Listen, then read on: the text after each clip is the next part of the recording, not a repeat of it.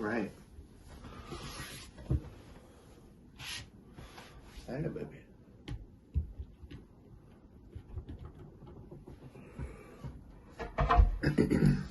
So,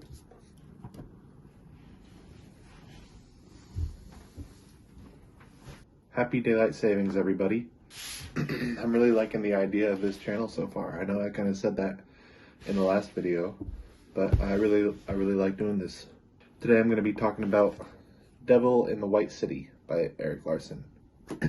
So I borrowed this book from my girlfriend's dad, and the way that he described it to me was it's about a serial killer who is let loose at the 1893 Chicago World's Fair. And the way it's written is it's told like a story, and it's not just on this day, blah, blah, blah, blah, blah. Like you're reading a Wikipedia page or something like that.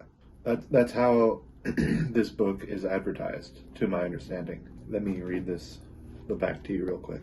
Bringing Chicago circa 1893 to vivid life, Erik Larson's spellbinding bestseller intertwines the true tale of two men: the brilliant architect behind the legendary 1893 World's Fair, striving to secure America's place in the world, and the cunning serial killer who used the fair to lure his victims to their death. Combining meticulous research with nail-biting storytelling, Erik Larson has crafted a narrative with all the wonder of newly discovered history and the thrills of the best fiction.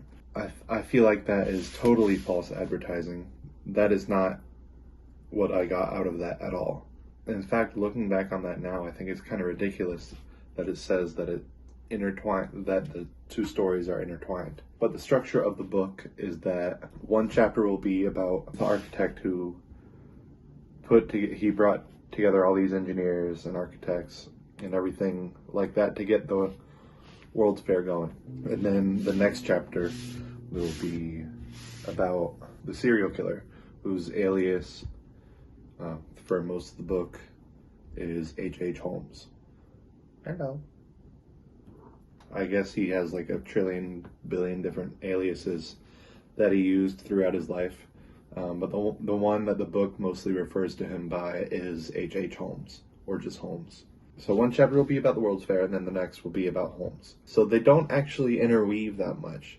It's like two entirely different stories that happen to take place in the same city during like a kind of big event in America's history. They really don't matter to one another at all. Yeah, they just really have nothing to do with each other. It's just a total farce. It's probably 80% of this book is probably about the World's Fair, and it's like an architectural drama. And that is not at all what I signed up for when I started reading this book. It's just not very interesting to me reading about all the different personalities and how they all kind of bumped heads with each other. It goes into kind of minute detail about stuff that doesn't matter in the grand scheme of things. That's 80% of the book. Like, I read this book, the way that I was advertised about this book was it's about a serial killer using the fair to lure people to their fate. I'm not the biggest fan of true crime in the world, but it sounds interesting. But the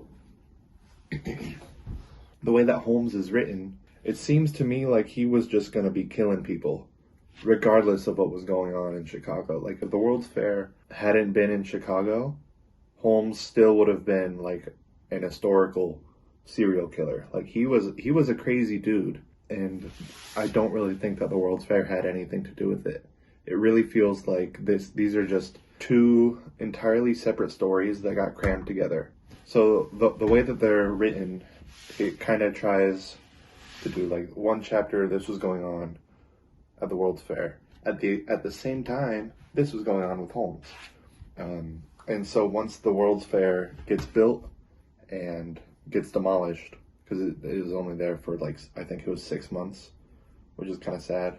Once the World's Fair closes and all the buildings get demolished, it feels the need to bring up an end to Holmes's story. But the thing is, there isn't really an end to his story. I mean, it turns into a big court case and kind of like a manhunt at the end for the people that Holmes kidnapped. Actually, now that I'm thinking about it, there totally is an ending to his story. I mean, I think he gets executed, and there's a big manhunt because he kidnaps 3 children. And it's a big, long manhunt, which is kind of crazy, and it held the nation's attention at the time, according to the book. But I don't know, the way that it's written, it just kind of fizzles out. Like, it mostly talks about how the detective looking for these children would go from city to city, basically without any clues, just walking around asking hotel managers about Holmes and with all of his different aliases. That's kind of how the story ends. Like, yeah, he walked around and he walked around and he walked around and he walked around and he walked around and he walked around and he walked around and he walked around and then he walked around and then he eventually found the bodies of all the children, and it was horrible. And then Holmes got executed at the end.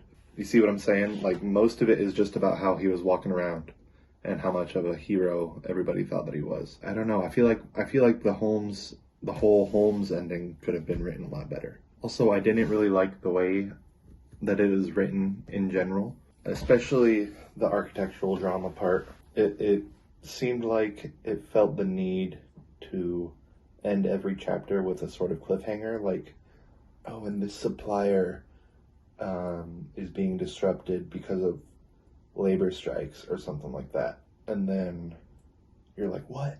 And then you'll read about Holmes for like 2 pages, and then you'll get back to another 10 pages of the World's Fair. And the problem, for example, with the labor strike, the problem at the end of every chapter gets resolved immediately at the beginning of the next chapter. I find that kind of thing really annoying, because it's just a cliffhanger for a cliffhanger's sake, and not really trying to get the reader to read on, because it's really in the subject matter and what's happening as a whole in the story is really interesting. My friend Gabe made the point that it's kind of annoying that cliffhangers are such an they play such an integral role in a lot of media. At first I disagreed, because I don't know, I'm just like, I love a good cliffhanger. But actually I do agree with that. I wish that shows and books and stuff like that showed more confidence in themselves, instead of kind of baiting the consumer to read on or watch on. So that's how the beginning and end of every structure at the World's Fair is structured or written. So yeah, in my opinion, a very misleading book. If you are really into historical architecture, check it out. If you're into true crime, I would say probably stay away, because it's mostly an architectural drama. It really was very disappointing. And like I said, I'm not really even the biggest fan of true crime, but even still, I found this really disappointing and boring. I read through the whole thing because it was my girlfriend's dad's recommendation. I don't know, I'm kind of stubborn. I kind of am going to see anything through, even if I don't like it. But that's just my own thing. I can totally see people putting this book down. It kind of sucked. Yeah, anyways, thank you very much for watching. Happy daylight savings, or end of daylight savings. Yeah, have a good one.